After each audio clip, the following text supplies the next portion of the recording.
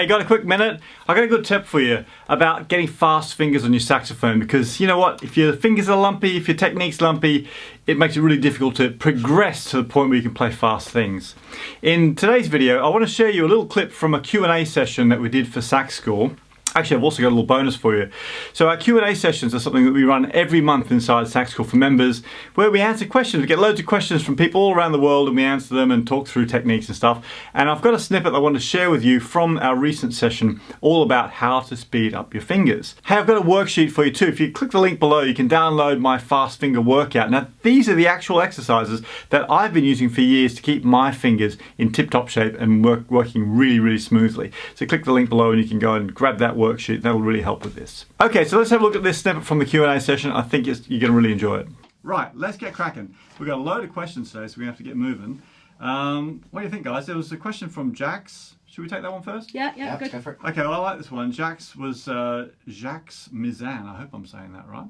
Jax was saying, is there an exercise which helps keep the fingers close to the keys? I thought this was a good question, actually. Don't you think, Chris? Yeah, it's a good question.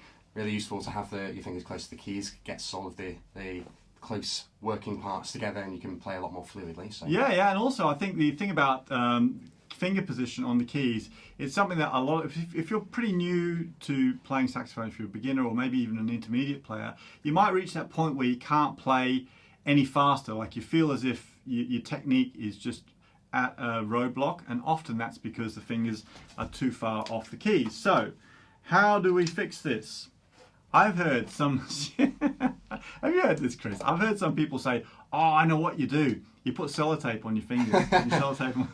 Or if you're feeling more daring, super glue, but no. Yeah, I've definitely heard the sellotape. No, I've not heard this. I've not tried the sellotape thing, and I don't suggest you do it. No.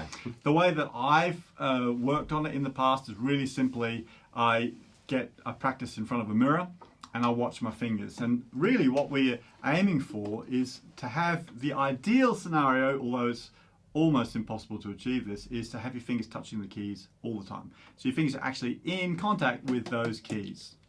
If you're playing in front of a mirror, so you stood up and the mirror is right in front of you, well, you can actually see what's going on with your fingers. And for most of us, you'll be horrified at how far off the keys your fingers actually are. So get in front of that mirror and you get a chance to check out your hair as well and make sure you look really, really sharp.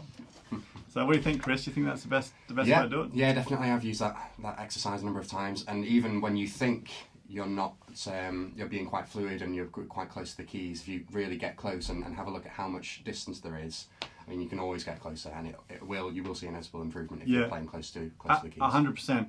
And you know, the great thing about this sort of exercise is that you can do it while you're practicing your long tones, while you're practicing your scales.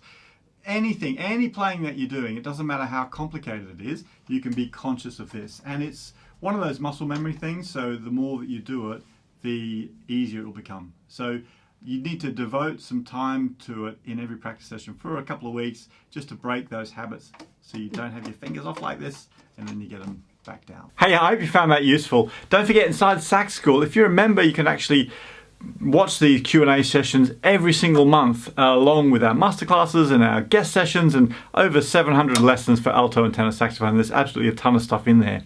But these Q&A sessions are a really great part of Sax School membership, and you can find out more about Sax School on the link below and get started. I'd love to see you in there. It's over at mcgillmusic.com. But also don't forget, if you're new here, click subscribe, click that bell icon so you know about other videos like this. I'm making them all the time. I want to help you really improve your skills and come along on that journey with me. Okay, keep practicing hard. I'll catch you next time. It's my fast winger workout. What?